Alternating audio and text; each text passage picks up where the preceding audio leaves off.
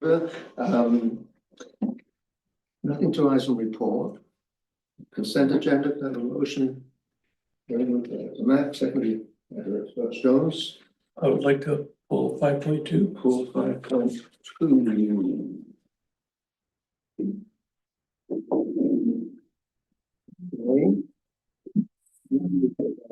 So that will be 7.8.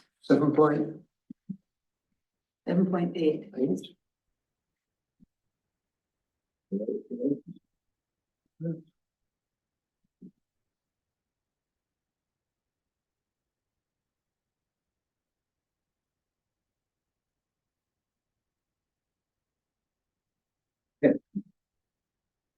So, moved and seconded that we approve the consent agenda minus 5.2.1, which has been moved to 7.8. All in favor? Opposed, motion carries. So that brings us to business arising from the minutes. See any for that. Staff reports and other business, 7.1 CAO verbal update. Thanks, everyone. Nothing to report today. Heather Paul, CAO of the SLRD, except to note that I'm very happy with staff's performance in providing these reports and the work that they've done in the last 30 days, and I appreciate the work. And it's an honor to oversee it. Thank you. Do we need to receive that? We do. Yes. Moved by Director Jones, seconded by Director Mayor. Favour, motion carries. Thank you. 7.2, request for decision. Notice on title, construction contrary to building law regulations, motion and report removed. So then we can move on to 7.3. Yeah. good. Thank you. Oh, that's what that means. Thank you. Yeah. Construction contrary to building bylaw regulations, web area C, and I see we have staff here to talk about this. Over to you. Good morning. My name is Arshan Dhaliwal. I'm a building official for the Squamish-Lillooet Regional District. This request concerns the placement of a notice on title related to ongoing non-compliance with building regulations. To further explain, a section 57 of the community charter, it's a legislative tool provided by the province of British Columbia to assist local governments in the administration and enforcement of the BC Building Code and local building bylaws. It serves as a public notice to potential buyers, creditors, and other stakeholders that the property may be in contravention of applicable regulations. It also helps encourage voluntary compliance and reduces risk to the local government. Once filed, a notice on title remains on the property's land title until the issues are resolved and compliance is achieved, at which point the notice can be removed. The property owner will always and has the opportunity to speak today if they wish. And if someone wants to speak on behalf of the owner, they will be required to submit an agent authorization form. Turning to the matter at 7550 Pemberton Meadows Road, property owner Jay Webb. A stop work order was posted on March 5th, 2024 for the construction of a yurt without a valid building permit. The structure is not compliant with zoning or building bylaws. The property owner was sent multiple registered letters on March 8th, 2024, June 20, 2024, and March 6th, 2025, advising them to submit a building permit application or face further enforcement action. No communication or effort has been made to bring the property into compliance. As the structure remains and no complete permit has been submitted, staff recommend that a notice on title be placed on the property at this time. Thank you. Any questions? I'll move that recommendation. Moved to Director Mack, seconded by Director Birch Jones. Call the question, all in favour? Opposed, motion carries. Thank you. 7.4, also election area C, zoning bylaw amendment. Notice. So Major stuff. We have Alex joining virtually. There she is. Alex. Thank you. Is it over to me? Okay. Good morning. Thank you. So Alex Mackay, planner with the Squamish-Lillooet Regional District. So for anyone that would like to follow along, this report starts on page 46 of your agenda package. So this report, thank you. This report is concerning a zoning amendment application for a portion of District Lot 2247. District Lot 2247 is located on the west side of Highway 99 across from the existing subdivision of Wedgwoods Estates. And this application is for approximately a 2.42 hectare portion of the land. The intent of the application is to create a new comprehensive development zone, which would enable the development of a small-scale duplex development, so 12 duplex units or 6 duplex buildings. It's proposed that 4 of the duplex units will be non-market housing with resale restrictions, as well as occupancy restrictions, and the remaining 8 units will be market housing. In addition to the proposed non-market housing, the applicant has proposed a number of community benefits, which I'll speak to further into my presentation. Under recently amended provisions to the Local Government Act, a local government must not hold a public hearing on a proposed zoning bylaw that's consistent with the applicable OCP, where the sole purpose of the bylaw is to permit a development that is 50% or more residential, which this application does meet.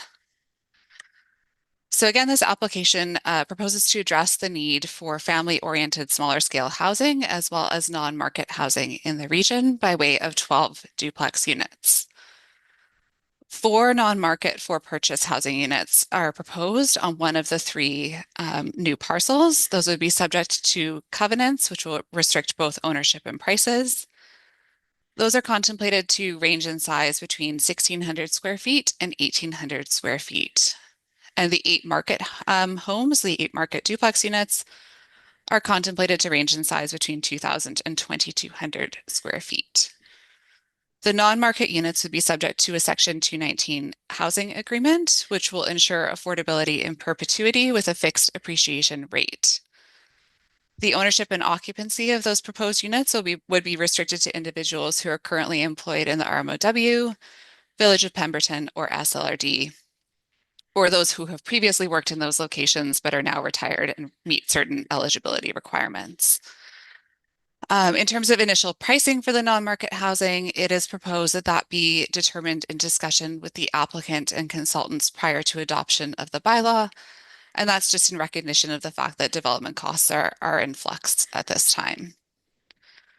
There are some transportation upgrades proposed in conjunction with this application. So that would include upgrades to the existing highway in the form of acceleration and deceleration lanes and construction of a cloverleaf intersection, which is something that was contemplated when the initial Wedgwoods Estates subdivision was completed. All of the proposed lots would have frontage on Highway 99, but they would be accessed. There would be a vegetated buffer that provides a screen from the highway, and they would be accessed by way of an internal driveway system. The applicant has proposed equipping each proposed unit with a level 2 EV charger in each of the private garages, which is aligned with SLRD climate and sustainability goals and objectives. In addition, I'll speak to this a little bit further, but there's a proposal for funds to be set aside for potential future transit stop. In addition, this new proposed development will enable the future closure of the existing access roads to the reservoir if that's something that MOT continues to support, which would make that a more safe access route to that infrastructure. In terms of servicing, the proposed duplexes are proposed to be serviced by way of shared wells and a septic disposal field, which would be managed by the strata corporations responsible for the duplex units. So there is an initial engineering, in terms of professional reporting, there's an initial engineering report that's appended to your package today. There are also a number of professional reports that were previously developed for this subject parcel in conjunction with a previous application for residential use. Those reports are all in the process of being updated and will be brought back before the board at the time of consideration of second reading, but staff don't anticipate any significant changes to that reporting. So those are the environmental reports, archaeological reports, geotechnical reports, and the transportation reporting. Okay, so I just want to take a little bit of time to focus on the proposed community benefits package that the applicant has put forward and how that relates to the SLRD community amenity contribution policy. Under our policy, the recommended minimum CAC contribution based on the creation of 2 new multifamily lots is $22,000. The third lot is non-market housing, so that would be exempt. And the applicant has proposed a package that's well in excess of that minimum requirement. In terms of financial contributions, they're proposing a contribution of up to $55,000 to the SLRD, which would be allocated to the, or added to the Electoral Area C Recreational Facilities Reserve Fund. Staff are recommending that we look at setting aside a portion of that funding in the amount of $25,000 for a period of 10 years to fund the cost of installing a new all-weather transit shelter. After 10 years, if the funds are not utilized for that purpose, or if the shelter is constructed and there are extra funds left over, all of that money would then go back into the Recreational Facilities Reserve Fund.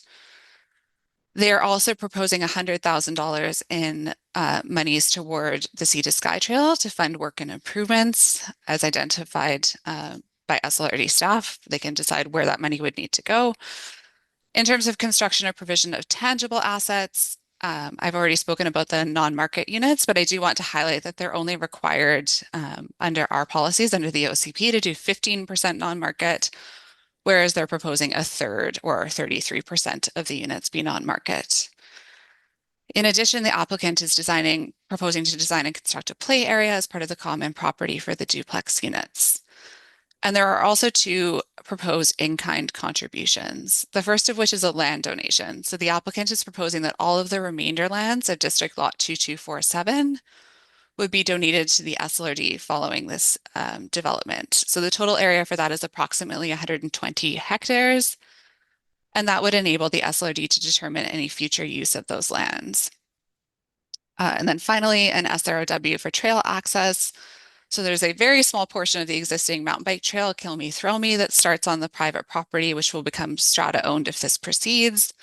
And the applicant's proposing that there be an SROW for that to maintain public access in perpetuity. I just briefly want to also acknowledge that I'm aware there have been some discussions in previous meetings around the separate proposal, I should say, for a playground in the existing subdivision of Wedgwood's Estates. I believe Bree, the Parks and Trails coordinator, is in the room with you there today.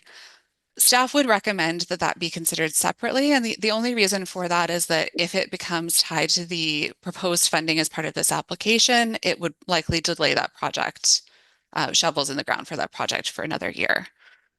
But that could be considered as part of that recreation funding piece if the board directs that. Okay, so I'm just quickly going to go through how this proposal relates to existing SLRD policies and bylaws, and then how the zoning amendment would land in the zoning bylaw if it proceeds. So this proposal is well aligned with SLRD's strategic priority areas as identified in the strategic plan, and those include community well-being and livability, as well as climate action and sustainability. In addition, this proposal works toward addressing the identified need for housing units in Electoral Area C as identified in the recently completed housing need and demand study. And one of the things we heard through the community engagement process while we were working on that study was a desire for more diverse housing forms, including small-scale multi-unit homes. This proposal is also aligned with the existing SLRD RGS under Goal 3, which is generate a range of quality affordable housing. And the following strategic directions: generate an adequate supply of quality affordable housing and a diversity of housing types for employees, seniors, and people in need in the region. Adopt as appropriate deed restricted price, resale control, and rent geared to income, and other options to increase the supply of affordable housing and create housing that remains affordable in perpetuity. So this proposed development is adjacent to Wedgwood Estates. It provides more affordable family-oriented housing options and is located in relative proximity to employment opportunities in the SLRD, RMOW, and Village of Pemberton. As well as this proposed development is located in an area that may be serviced by future regional transit infrastructure. The proposal is aligned with the OCP under the rural residential designation, which includes objectives such as facilitate the provision of a range of housing choices. So in terms of the zoning, the land is currently zoned CD1, which is Wedgwood Estates Comprehensive Development 1. Staff are proposing that we create a new comprehensive development zone, which is CD2, in order to support duplex units as a permitted use.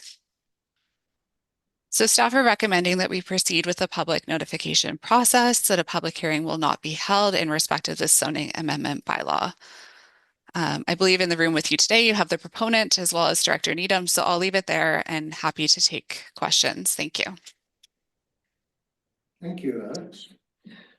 Okay, any questions? Dr. Mack. Just a comment. That's all right. Mhm.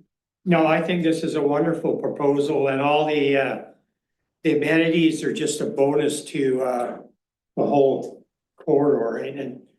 And to get that land, that amount of land to be used for whatever, park or bike trails and on and on and on.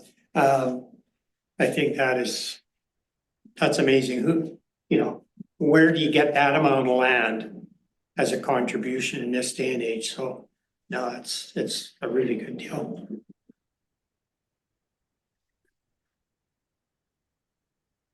The question, either to Ms. Mackay or to Director Needham, through the chair, wasn't that parcel of land, the Kill Me Thrill Me and everything sort of surrounding it, wasn't that dedicated in the first part of this development? No. Sorry, what? So this is the big parkland on the left side of the highway as you're coming north. Yes. I thought that was contributed to the SLRD in the first time we saw this. No, it's a proposal. Sorry? It was a proposal. It was a proposal, okay, but it wasn't confirmed. No, because we, Right. We turned it Got down. it, okay. Okay. Dr. Jones? CEO Paul, did you have something? No, thank you, through the chair. I was only seeing a staff to confirm that question. Yeah, through the chair, that is correct. There was a previous application and that was rejected by the board. It was a much more intensive application. There were a lot more units and yeah. And I like that one, partly because of the housing options. But I also was thinking that the residual significant chunk of beautiful land I thought we sort of had it set aside as park there. So we can, I suppose, do what we like as the SLRD with that portion of land that's donated to the SLRD. Do I understand that? My understanding was the SLRD would own it. We would have title of that land and we would then have the ability to make decisions about its use. Dedicated as a park. correct. So we could, so that is a possibility. Want to get some universities involved in studying northern forests and the change, climate change, the effects it's having on forestry and so on and so forth. We might want to involve First Nations in doing some agricultural forestry, those things that were done 200-300 years ago. There's all kinds of exciting things we could do with that piece of land. And it is super generous, and I acknowledge the generosity of some of the suggested amenity contributions, but I didn't see in the report, I'm disappointed that there's only 4 non-market units, fair enough, 8. And those duplexes, those 8 units, those are larger, okay. I didn't see how many bedrooms any of these duplexes had. If maybe Ms. McKay could answer that. Sure, thank you through the chair. I think that that level of detail has yet to be determined, but at that size, you would be able to fit at a minimum 3 bedrooms. Okay. Thank you. I can also anticipate, I mean, I know the demand from staff from the various political organizations named, including retirees, there'll be incredible interest in those residences, and we better have, I see a reference to a lottery, some very fair up front. That's definitely one of those devil in the detail situations where we want to get it really clear and fair up front as to how that opportunity would be offered to people. But still, I appreciate it, and it's a very good gesture. I support it. Thank you. Thanks for that. Yeah, just curious if somebody could answer, what year was that donated, to be donated parcel logged? And what percent of it was logged? And the reason I ask is for fuel mitigation, so if the SLRD is gonna own that, it would be nice to have a good portion of that where the units are gonna be back, 100, well, maybe say 50 meters back was fuel mitigated on that parcel that would be donated. Looking forward, that this process goes through, it'd be nice to know that that portion in behind there that the SLRD is gonna own will be fuel mitigated. I think you need to go down and have a look at the landscape there. Yeah, Yeah, it's, Well, yeah, I don't know it, so that's why yeah, I asked those questions. there's a lot of rock there, like, on that whole mountainside. So I think you need to, let staff deal with that. a long way to go before we get to Yeah, worrying about that as well, but I appreciate the Yeah. comment. I guess the other one is, this is a recommendation to the board, right?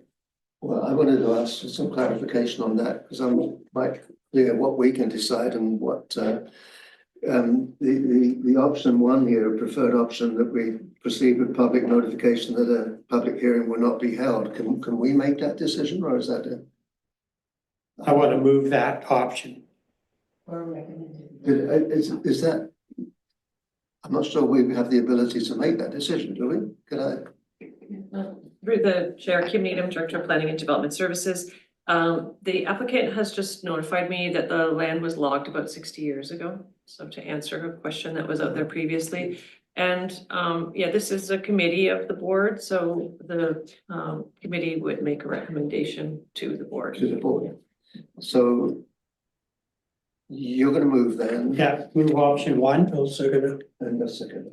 So the recommendation is that the motion is that we recommend to the board that a public hearing will not be held. I'd just like to ask why we wouldn't want to have a public hearing. Thank you. We're prohibited from having a public hearing in this instance. Oh, are we? Senate Bill 44 legislation. Okay, so do we still need a motion if we're prohibited from doing it? I have a question, if I can. Sure. And I think this is anticipating that this goes to the board. In the report, it says that the allocation of these units or the offering of these units would be like the Whistler Housing Authority.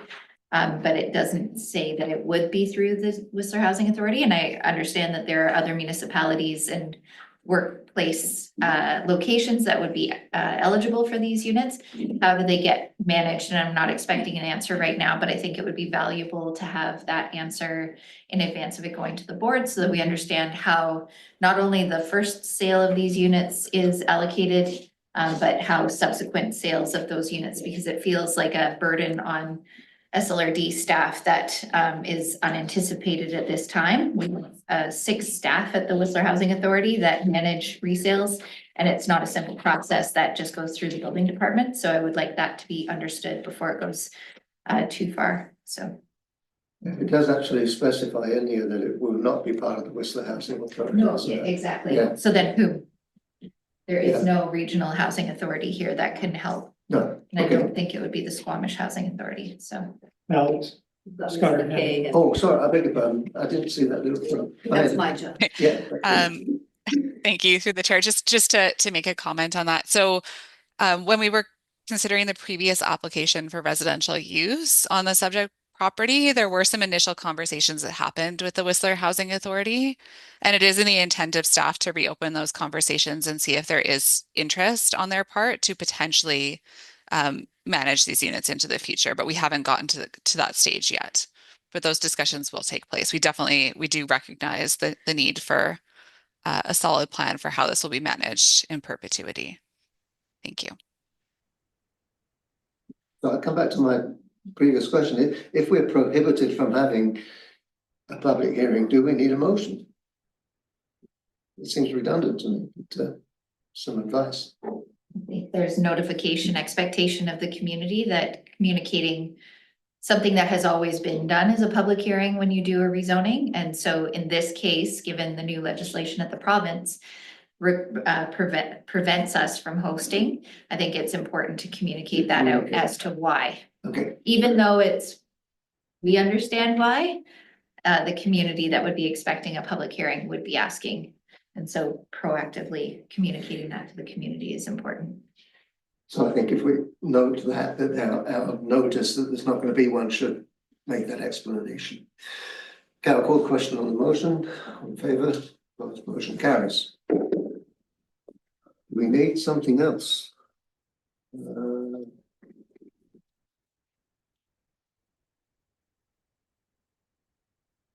We need a recommendation to the board now to allow this to proceed.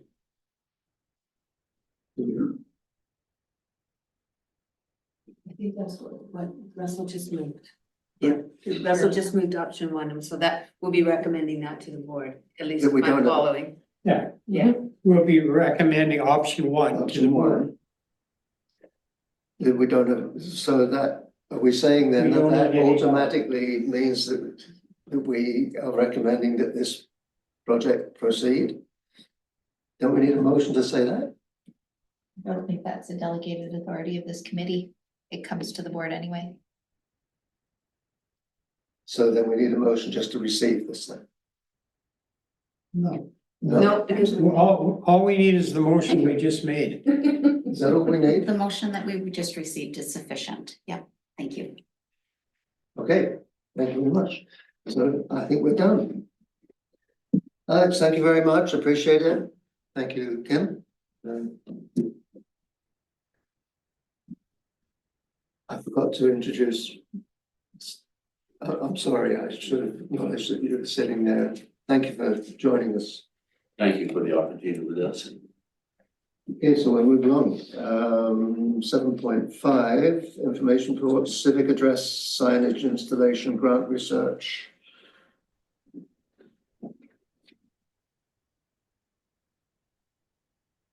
And that's available. Oh, there she is. Sorry. Hello, welcome. Good morning.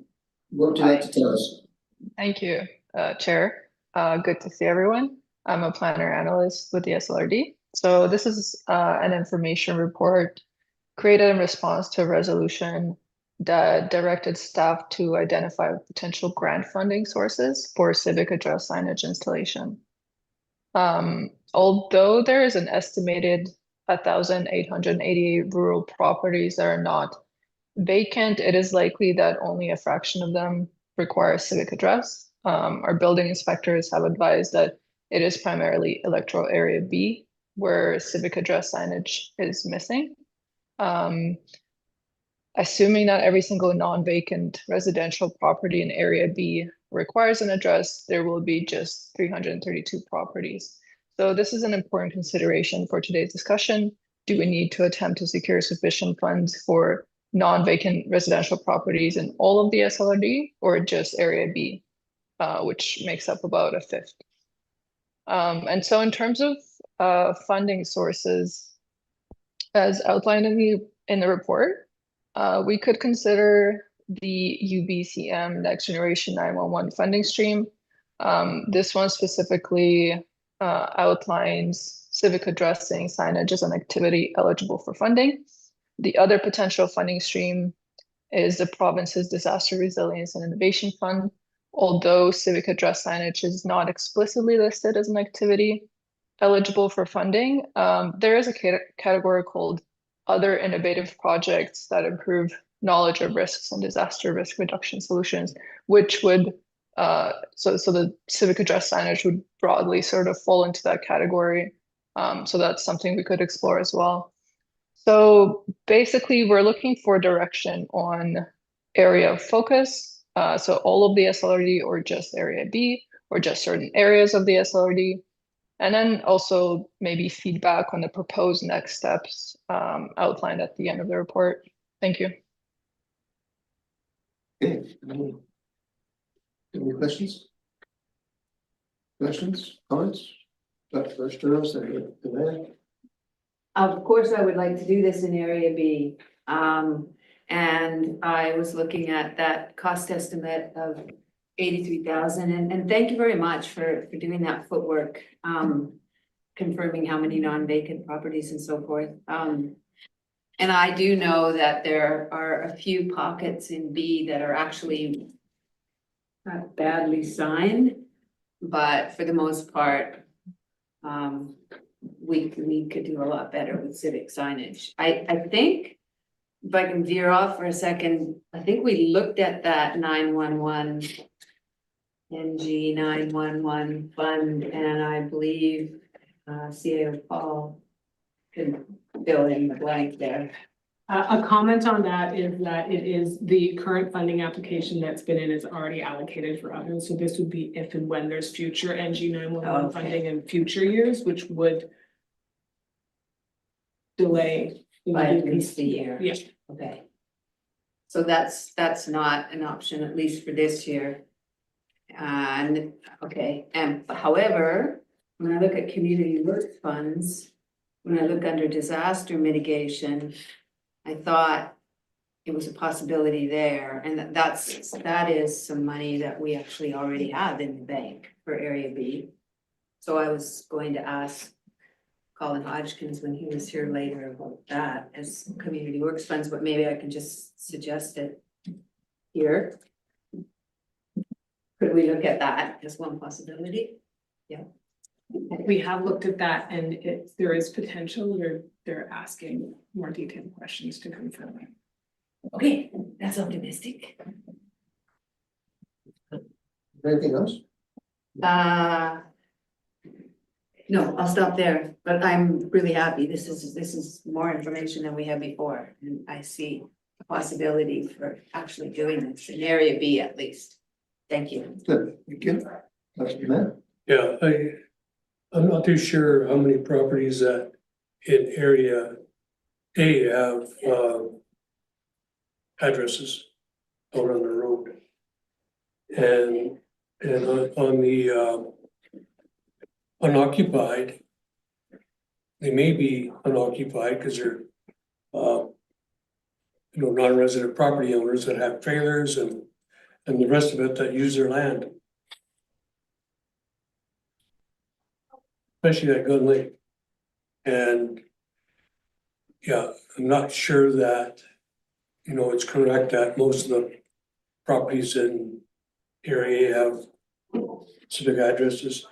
I would like to see area B go first and see how that program works. And then we can look at our area. Okay. See ya. Thank you. I would defer to staff on this to further it, but as I understand, the prior report that came at the last EAD meeting had numbers on split by each area. I do apologize for what's in it. I don't think it's, I'm gonna look to see if it's an attachment on this report and we can pull it up. There were numbers there, and that's the only comment unless staff would like to expand on that. We did. Through the chair, I can Go ahead. tell you thank you. So for area A, there is approximately 546 parcels that are non-vacant per BC assessment. So it doesn't mean that all 500 parcels don't have addresses. I guess that's just something we don't know, and that's sort of part of what I'm hoping to get direction on. Do we focus on all of the SLRD, just Area B? Do we focus on specific neighborhoods? So when we did Highline, we just had community knowledge that that area was poorly addressed. So either we hire a company that kind of does a survey of all properties and figures out which ones have addresses and which ones don't. This could be quite expensive. Or we just kind of use community knowledge and figure out which neighborhoods are of higher priority. And so far, from what I've gathered from our building inspectors, it seems Area B is highest priority, and then Area A as well, whereas Area C and D are quite well addressed.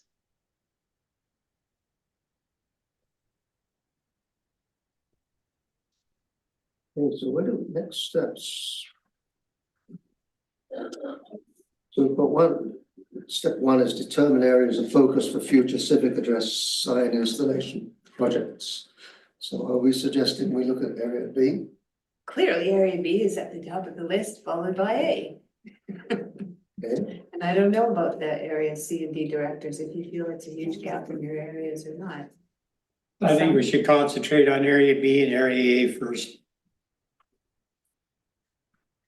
And may we add, looking into the community works funds, disaster mitigation? Thank you for cost, and if so, I'd prefer to proceed with this rather than waiting another year. Fire season's coming up again, and that's when it becomes so important to have good signage. Sooner the better. okay, so we need some resolutions here then to give some sort of focus and direction. So do we have one that captures what we've just discussed? Focus on. Okay, resolved that the civic signage project looks at areas B and A first. And also In that order. ideally, yep. C and D to follow, possibly. But that also community works funds be looked at as an additional funding source, at least for Area B. Is that no? Let's just do the focus one first, so that we resolve that we focus on Area B followed by Area A. Let's do that first. So let's move by Director Bush-Jones, second by Director Mayor. Question, all in favour? Motion carries. Now, your second motion. Well, it sounds like it's something that's in the works anyways, but just sort of to make my own intentions clear is that I would be happy to use some community works funds for Area B for this project, if that's our only kind of immediate. And do we need a resolution then? Don't need No? a resolution. Okay. Okay. Okay, sorry. Just gonna grab one of those. Oops. Is there anything else?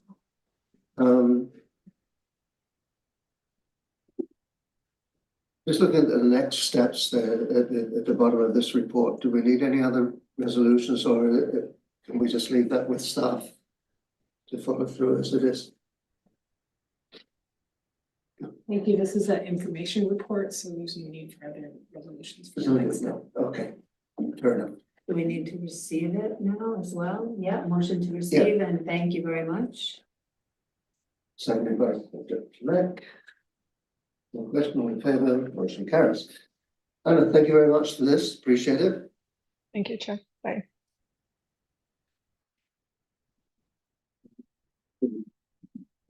Information report 7.6, April 2025 select funds report.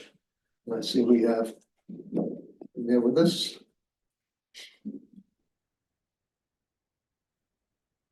Just going to handle questions, or do you have anything you want to say?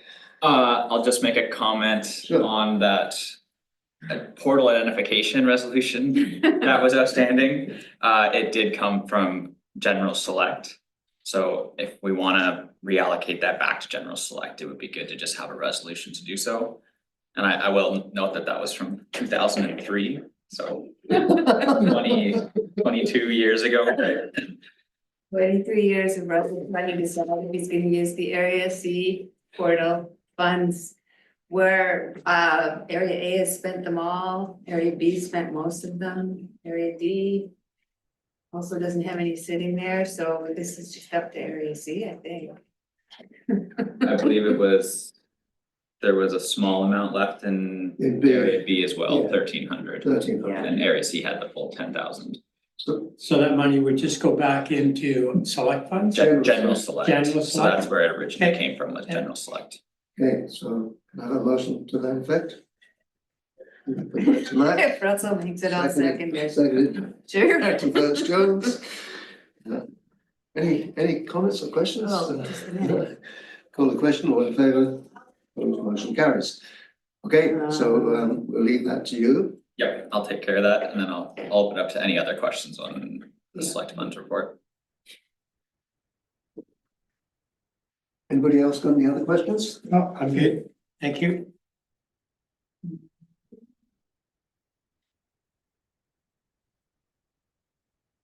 Okay. Sorry. You okay? Oh, I wondered, yeah, so here's a question, but it comes too late.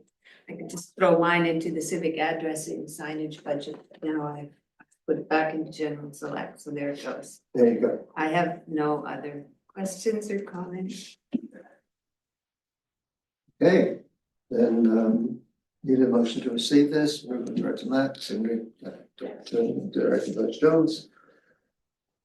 Motion carries. Thank you very much. Thank you, Colin. Thank you. I'm here for the next. We're here for the next one. Yeah.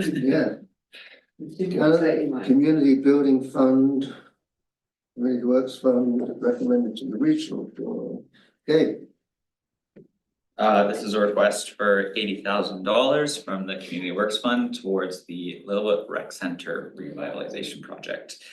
This is a request we received from the district of Lillooet, which is attached to the report. So if there's any questions, I'm gonna do my best to answer it.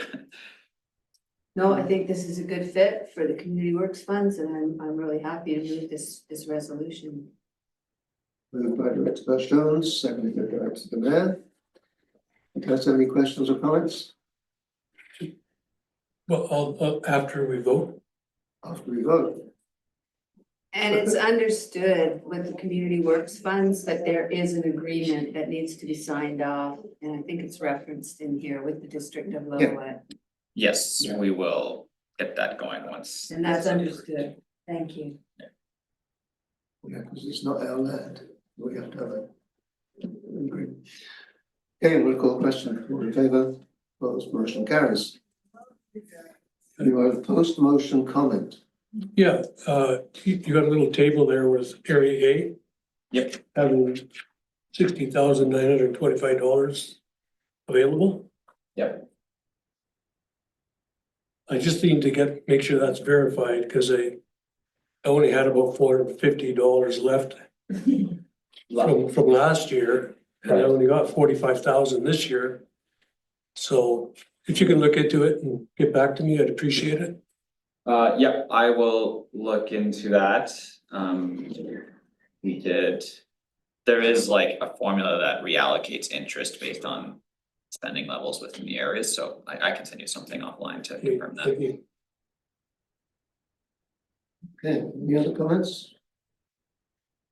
Motion to receive this, please.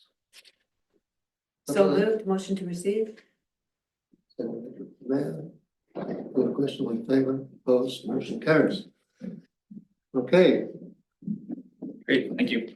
thanks very much, Colin. 7.8, which is from the consent agenda. Right. Yeah, we pulled it. It's 5.2 on the consent agenda, I believe. Yeah. And I'll ask Director Demaire to Yeah, Speak to that. in the report, there's a number of single family dwelling applications in review and et cetera for area A. You go on the SLD online map and can't see which property is, because I wanted to know how many of those were in the fire affected area. So is there any way in the report to put the PID number in it so that people can look it up? There certainly is. Sorry, Arlene McLean, Senior Building Clerk. We put together a quarterly report and for the applications, you want the PID, we could certainly add that to the application portion of that report, yes. Thank you. Okay, would you like the link to that property? What's that? A link to the property? Well, I just, it'd be interesting to know for anybody that's looking at this of which properties were in the fire affected area, the properties that were burnt, and how many new applications are going in. I could certainly give that to you if you would like that personally. We can give you that type of information if you like, but we can certainly put the PIDs into each property that's listed as an application. Thank you. Other than that, excellent report. Thank you.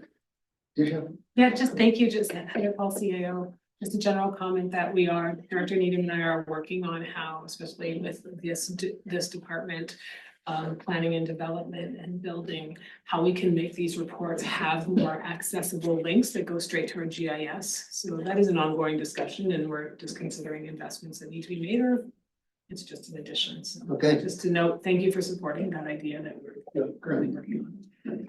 Thank you. Good, you all satisfied with this?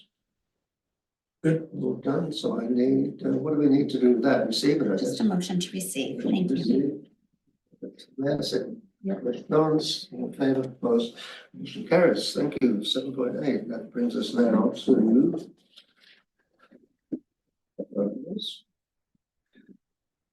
Director's reports. 8.1, Area B, spring lunch, spring meeting. Yep, we have a Dynamite Area B Agricultural Advisory Committee and some new members, some members have left. We've given Jackie a great gift of appreciation for being the chair for so many years. Now Bev Grosler's the chair, Misha's the vice chair. We'd like to get together in person for the next meeting. And I just wanted to move to designate funding of $200 from Area B Select Funds towards the lunch and venue costs for the Area B AAC meeting in Lillooet. Thank you. Seconded, Okay, all in favor? Opposed, motion carries. thank you. And $200, there you go. yes, and there's already some money in that fund designated. I just wanted to top it up. Good. Make sure there was. So that will just, we'll see that on the next select funds report and that'll just get moved into that other budget, right? Yeah. Yeah, okay, that's all we need to do. Okay, number 9, correspondence for action 9.1. Request for funding, Seton Portage, Shalath District Chamber of Commerce Valley Day 2025 celebrations. And I mean, I have to say, and with the help of our NDIT grant writer, Director Demare, these guys did look elsewhere for funding for this, but we're unsuccessful. I'm happy to support them. So this motion is to fund the Seton Portage Shalath District Chamber of Commerce for $2,500 from electoral Area B Select Funds for their annual Valley Day celebrations to be held on August 3rd, 2025 in Seton Portage. And I'd also like to include that the funds will be dispersed within the next 30 days and that there won't be any contribution agreement or anything else attached as part of this motion. With that.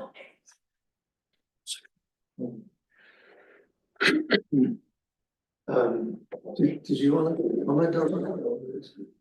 I would ask that, I'd ask that CFO, deputy CFO come in and answer that because of staff capacity and different limitations and restrictions that they have in their operations, so I'd ask them to come in and that motion to speak towards the ability to do that. Okay, I would also like to note at $2,500 and it not being tied to other applications that are still, that there likely isn't a problem, but I would like to, since this is a change of procedure, have them here. So, so we'll just pause for a moment and wait until we get. so this is an opportunity to eat some more banana bread? Good. And there's hot cross buns, Do you wanna have Oh a my. 5? Well, it's 12:30 is lunch. snacking. What do we, Chloe's gonna come join me. Thank you. Taking a break or? I think it would be helpful. we'll take a 5-minute break. We'll recess for 5 minutes.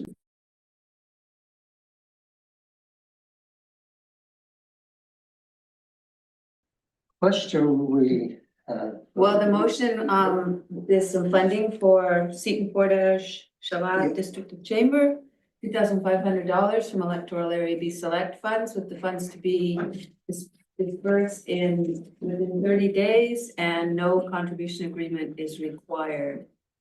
Is 30 days unreasonable? 30 days is not unreasonable. I'm not sure if that wording is required for all these select fund items, unless there's a stipulation in the overall request or the wording of the resolution for a contribution agreement, then we would always pay them out within 30 days. I know there was a resolution recently that was tied to a grant, and because of that, we withheld funding. But otherwise, any select fund item would be dispersed immediately as soon as we can get to it in our next check run. Yeah, that's sort of what I've been used to as a way of doing business here. Yep. So that's good. So, yeah, just to clarify, that if we're talking about a grant from select funds, which is not attached to any other funding requirement, we're just looking at the next check run, which could be 1 week or it could be 2 weeks. Yeah, it would just be timing of our next check run, making sure we can get something created for a check recognition, have it approved, and then include it in the next check run. Okay. And so, So is there any problem with having that stated? I no, mean, you don't need to say it. you're saying you don't need to say it. No, that should just be a matter of fact. Yeah. So the only complication would be then if there is if we do need a contribution agreement. If a contribution agreement is required, then that would be something that's usually identified in the resolution. Those are usually for CWF funding or larger amounts, or maybe there's a specific reason that the board wants to see a contribution agreement. And another one is often for anything related to firefighting or fire smarting or suppression. We have usually required a funding agreement for those amounts. So we would know that at the time that we were discussing the funding, we would know there was a contribution agreement required. There are certain funding like pockets that require contribution agreements. This is definitely something that overall at the SLRD, we've been trying to work towards having a more standardized policy. Our granting policies are kind of differentiating between the various pockets of funding. It's something we've been working on, but we don't necessarily have like a full standardized granting policy that would stipulate exactly when a contribution agreement is required. The examples I've given are probably the most common ones when we see a contribution agreement required in the resolution. But there may be other times that the board has different reasoning to want to see a contribution agreement. A lot of times with like the fire agreements, it's based on liability and ensuring that the funding is being used for something that won't come back to the SLRD in a negative manner. Sure. So we're talking about a work in progress here, then that we're moving towards a more concise or. Absolutely, yeah. It's a big task aligning all the various different funding pockets and having like a full on granting policy, but it is something that finance has been working on. Just, you know, a lot of things going on right now with budgeting and financials. Sure. So the example that was raised, it's unfortunate that that happened.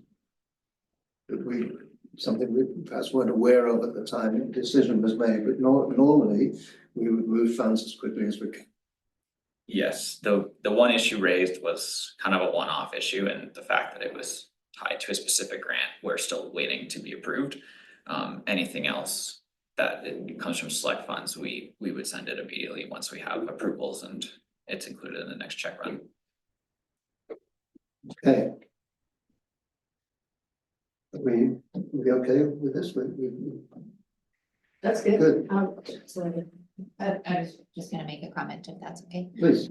This is really helpful, for people who aren't as intimately familiar with your, different pots of money, for the different directors around this table to understand what the criteria are and why certain money is allocated the way that it is. And, because when we see, money that hasn't been spent, but it's been promised, why hasn't it been sent out, or you know, what the criteria for these different applications are, because there are different people ask for the money in different ways. And so I think just streamlining this makes it really helpful for everyone to understand it. So thank you for this work. Okay, go ahead. Through the chair, I will just also note that sometimes contribution agreements can be a lot of administration work to administer, and they can take time to actually complete them. So if we brought forward a full granting policy, there would likely be a threshold of what, like, a value when it's required. These select funds, with the frequency and how many go through, we probably wouldn't require a contribution agreement for the smaller ones. It would be more for the larger, like pill funding and maybe an amenities fund where it's 20,000 going to an organization. Okay, I've got Director McNair. The only comment I have is that, when these groups apply for money and we approve it, we need to get it to them as quickly as possible with as less, or the least amount of bureaucracy as possible. Because like I said, I know the Birkin folks, a couple of times, those people have gone and used their credit cards to cover for payments and then being reimbursed after the fact. So anyways, we just need to get the money to them as quickly as possible once it's been approved. What I'm hearing about select funds, I can't see there's any problem with it. It just depends when the next check run is. And it could be that it's 2 weeks' time. Yeah, Which means- but there's a check run every 2 weeks, Tony. Yeah, I know. Yeah. So it could be 2 weeks. Yeah, and that's then fine. when it's checked, then you've got another few days before it, so that if they need something in the next week, we can't meet that. No, I'm not saying that. I'm saying get it to them as quickly as possible. Fair enough. Okay. Good. Through the chair, there is wording in some resolutions where we use the up to X amount of dollars. In that case, that's indicating to finance that we're requiring receipts to be submitted from that organization, and we will be paying on a reimbursement basis. So that would be an exception to the rule where maybe there is delayed payment, but in that case where, you know, that's another check and balance that the board has indicated that they would like to see receipts before I release the funding.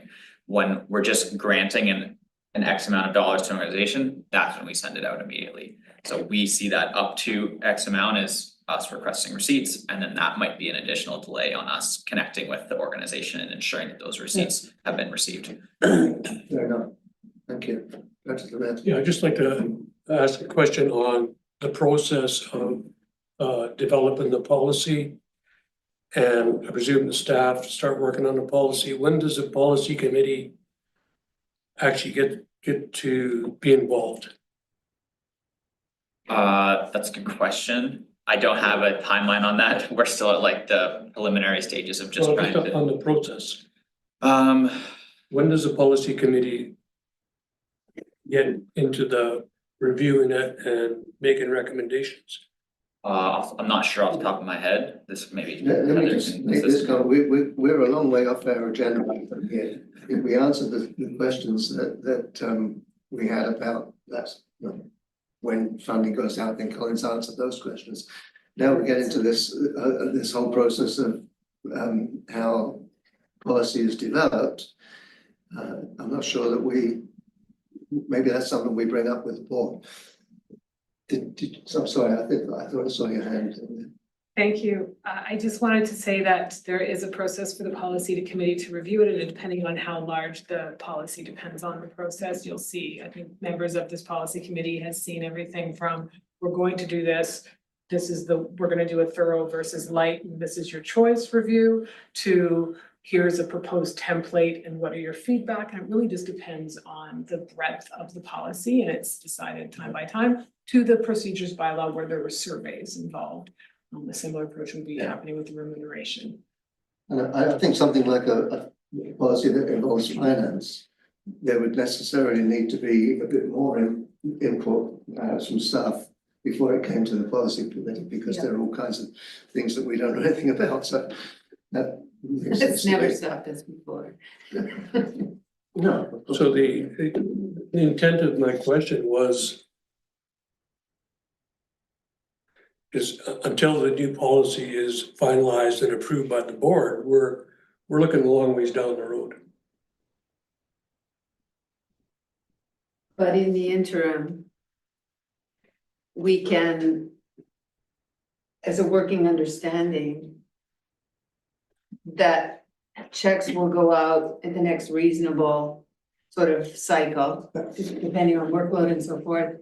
But, you know, certainly 30 days to 60 days is reasonable, and that there won't be contribution agreements or conditions attached to some of these funding decisions after the fact, like that will be decided before, at the time of making the resolution. That's what I'm trying And to. I think even before it gets onto an agenda, maybe a phone call to say, I want to spend, propose to spend this money in this way.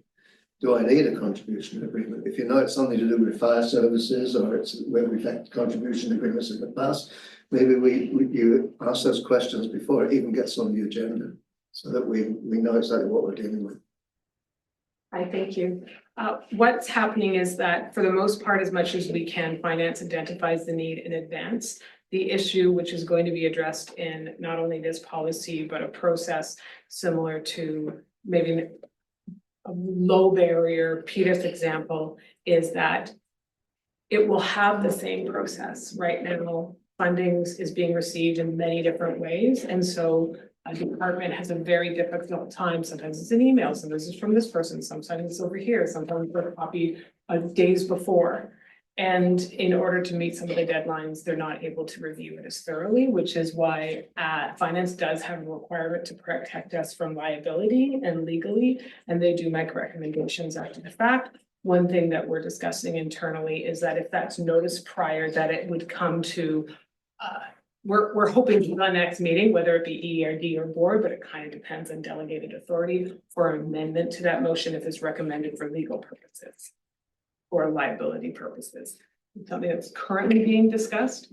I do think we're getting a little bit off topic, but I want to make sure that that's noted. Okay, thank you. Okay, that was 9.1. I'm going to move right along. Did we get it? I had it moved and seconded. Or did we? I don't think it's been. We didn't. All in favour? Opposed? Motion carries. Thank you. 9.2, funding. Pemberton Youth Soccer Association. I'll move this. I'm going to second that because it's about soccer. All in favour? Opposed? Motion carries. Funding Community of Darcy Automated External And I'll also remove this. Seconded by Director Demare.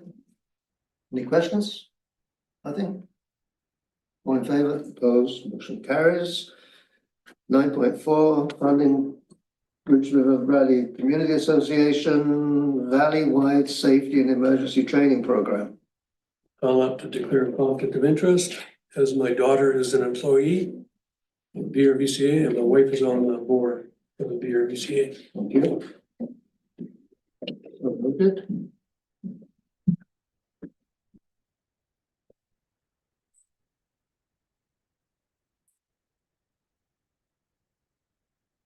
I'll move this. And I'm happy to second it. I know that this has been conducted in the Ridge River Valley since 2013 on an annual basis. They have a lot of trained first responders there and they need to keep them trained. So this is an amazing program that they're doing. Completely support it. So this is one where I do need to ask about how long it would take before a check was issued and whether or not there'd be a contribution agreement required. That should be understood up front. This is, Yeah. that these guys will be waiting for this money. Through the chair, based on the wording of this one, we would pay this one out immediately. There was no up to or specific wording around a contribution agreement being required, so. Excellent. Thank you. Thanks, Colin. Okay, one question in favour, motion carries. Is that the only one that there is, so. I think it is, yeah. Traffic cones in Darcy. All right, this. Is Angela going to get? Yeah. We'll just wait till Thank you. Sarah gets back. Thank you, Angela. It's going a long way around. Either one of the sweets. Okay, 9.5, request for funding, Community of Darcy traffic cones, there we go. Yeah, I'll move that. I'll second it. Second that. Oh, that's second, isn't it? Okay, call question, all in favour? Can I just make one correction on that? Correction, okay. Okay, just funding of $500, not up to. Okay, Removed. funding, Okay. well, that's Thank you. a significant change. Can we just change this printed in that we can? Yep, because Director Mack's making a motion, so, right? Yeah, because that does add up to the, oh, that's right. Did you have a comment? No? Did you have a comment? Yes? I just want to clarify that at times this is based on the request letter itself and that wording is sometimes added in. It still supports how this amendment's been made, just a clarification that at times that's how the person's asking for it. So Okay, just in general. but we can change that inside our resolution. Okay, that's good. Perfect. So moved and seconded that we cut the check of $500. Any more comments? Any more questions? All in favour? Well, motion carries. Decision on late business. Has anybody got any late business for this meeting?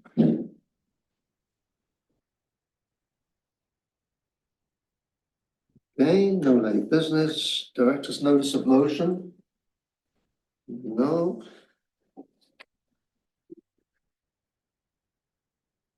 I move we adjourn this meeting. Very good. I'll second that. Anybody opposed? No. This meeting is adjourned. Thank you very much for your attendance and participation. Colin, thank you very much for